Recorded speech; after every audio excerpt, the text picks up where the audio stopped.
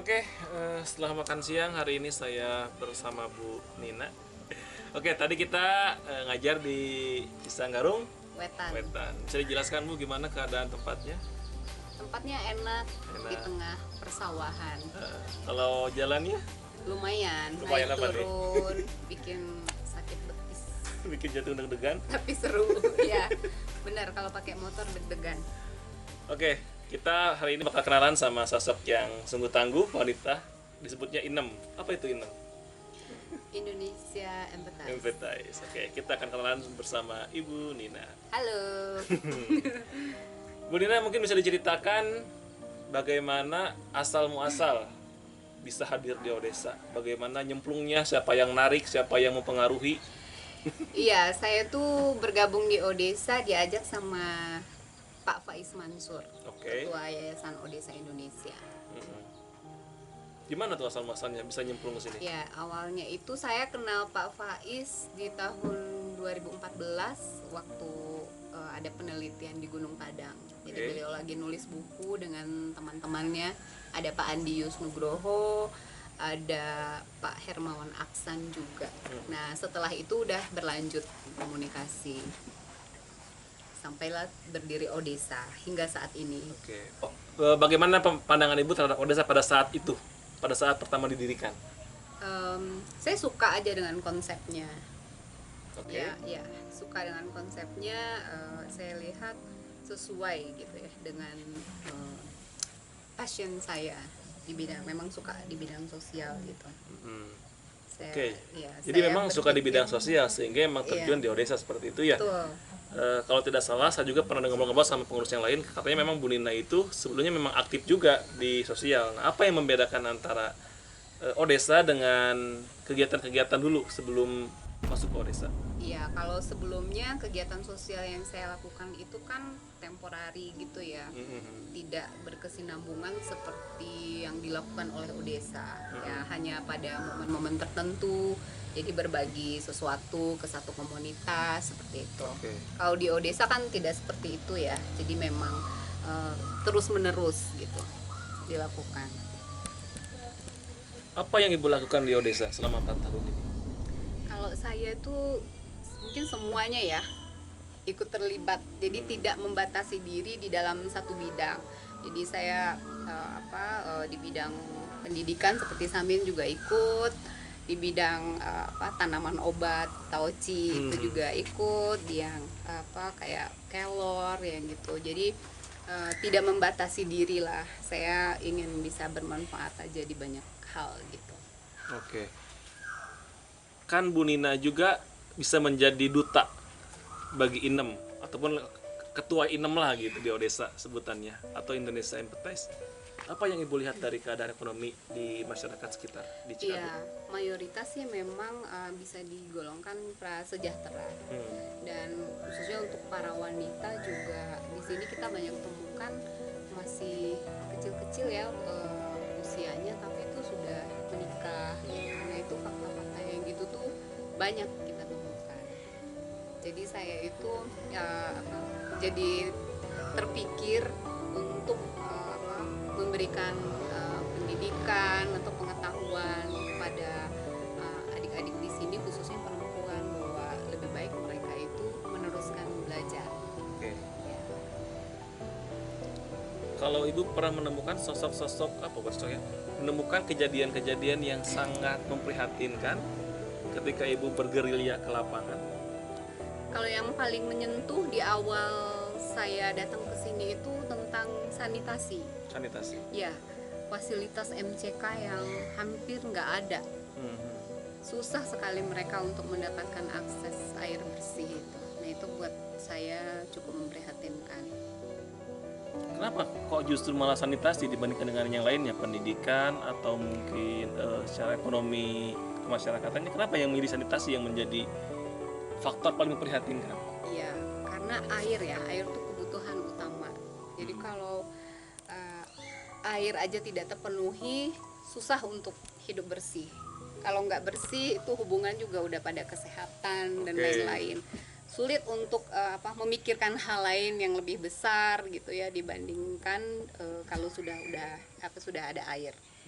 Pasti akan, kalau udah bersih, sudah sehat, akan lebih mudah mengarahkannya ke hal-hal positif lainnya. Oke, Gitu. jadi memang faktor utama kesejahteraan masyarakat tergantung daripada airnya. Iya, Oke, sehingga memang Bu Nina menyoroti tentang sanitasi sebagai sesuatu yang perlu diperbaiki. Kita berlanjut ke masalah Samin, Ibu, atau pendidikan anak-anak petani prasejahtera. ya. Apa yang Ibu lihat dari kegiatan Samin dan apa yang Ibu rasakan ketika berjumpa dengan anak-anak? Ya. Samin ini kita adakan ya di Odesa ini untuk membantu adik-adik meningkatkan kualitas belajarnya, selain yang mereka dapatkan di sekolah tentunya. Dan itu juga sangat bermanfaat sebenarnya bagi mereka, karena fasilitator yang kita datangkan itu kan dari berbagai macam latar belakang. Nah, itu bisa menambah wawasan mereka ya.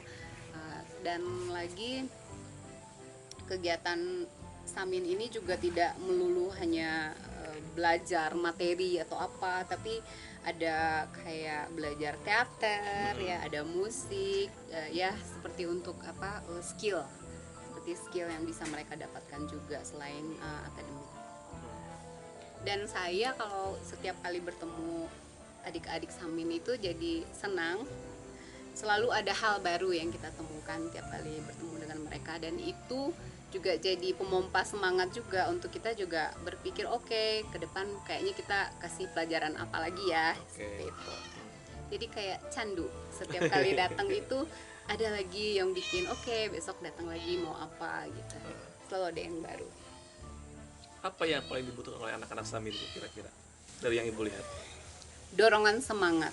Oke. Karena saya lihat kebanyakan mereka itu masih sangat pemalu, mungkin dengan berbagai macam alasan, pemalu, tidak percaya diri. Nah, buat saya itu dulu mungkin yang harus diberesin, harus dipompa semangatnya, dibangkitkan rasa percaya dirinya supaya mereka lebih belajarnya itu lebih enak.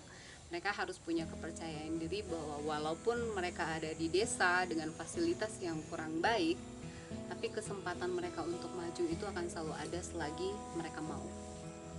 Dorongan motivasi untuk terus belajar. Ya. Kemudian selama berkegiatan 4 tahun di Odesa, apa yang membuat Ibu sampai bertahan selama itu? Padahal kan kita tahu bahwa di Odesa kita sering dikerjain sama Pak Pais. Nah, apa yang menjadi penyebab itu sampai bertahan, bahkan nyaman lah seperti itu? Lebih ke panggilan jiwa ya, saya memang suka aja gitu dari dulu, dan saya tuh paling nggak bisa kalau lihat ada sesuatu yang kasihan ya. Saya merasa kalau memang ada yang bisa dilakukan untuk membantu mereka, memberikan solusi, kenapa tidak? Dan di Odesa ini saya merasa adalah salah satu jalan ya untuk memberikan solusi bagi mereka yang ada di sekitar sini gitu, Adit. Terus kan di Odesa mah kegiatannya gak pernah nentu. Ibu bahkan sering banget nih berkorban lah, baik dari segi waktu, baik dari segi ekonomi, mungkin materi, dan banyak hal-hal pengorbanan lainnya. Apakah Ibu tidak merasa ini hal yang merugikan? Tentu tidak ya, karena kalau untuk segi waktu itu lebih bagaimana kita bisa memanage aja, bagaimana kita bisa mengatur, menyeimbangkan antara keluarga dengan kegiatan di Odesa. Dan buat saya tidak pernah merasa rugi baik materi ataupun non materi dengan bergabung di Odesa ini, karena buat saya banyak sekali hal yang bisa saya ambil, karena segala sesuatu kan nggak bisa dinilai dengan materi juga ya.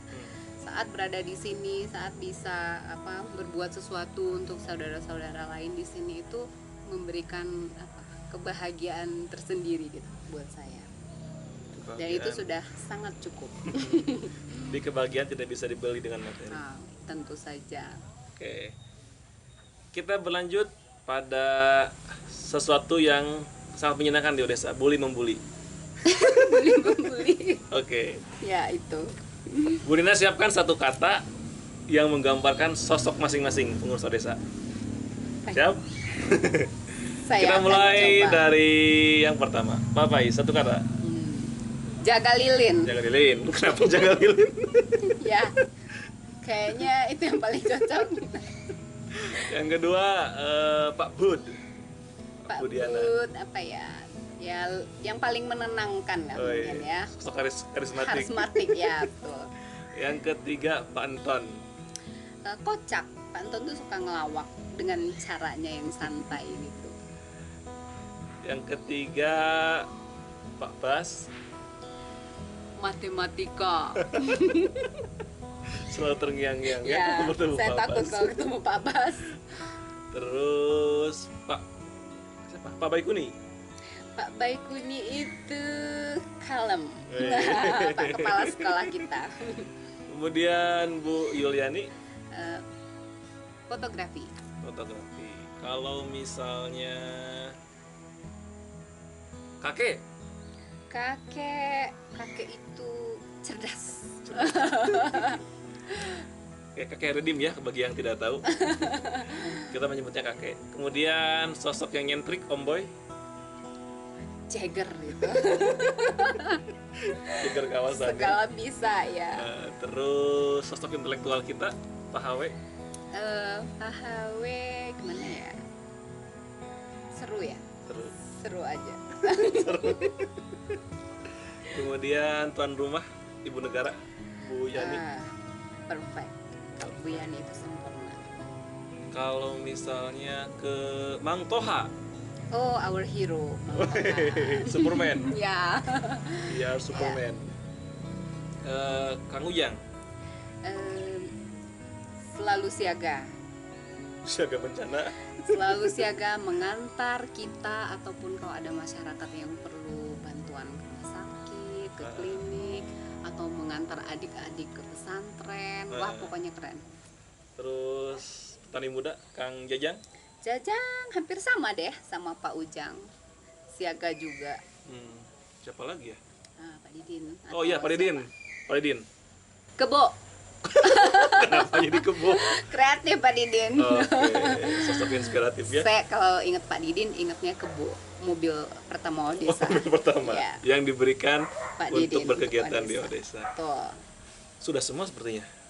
Banyak sih sebenarnya tapi kayaknya bakalan panjang banget Iya, ya. pokoknya itulah kata-kata yang paling mencerminkan dari setiap pengusaha desa preman. Apa ibu nggak takut berhadapan dengan para preman? Saya kan preman juga. Oh gitu. Ya nggak mungkin lah preman lawan preman kan. Enggak lah, biasa. Jadi sudah berteman Pokoknya ya. intinya tuh selama yang kita lakukan itu ada hal yang baik, Oke. benar, tidak melawan hukum dan lain-lain, ya kenapa takut? Jalan aja.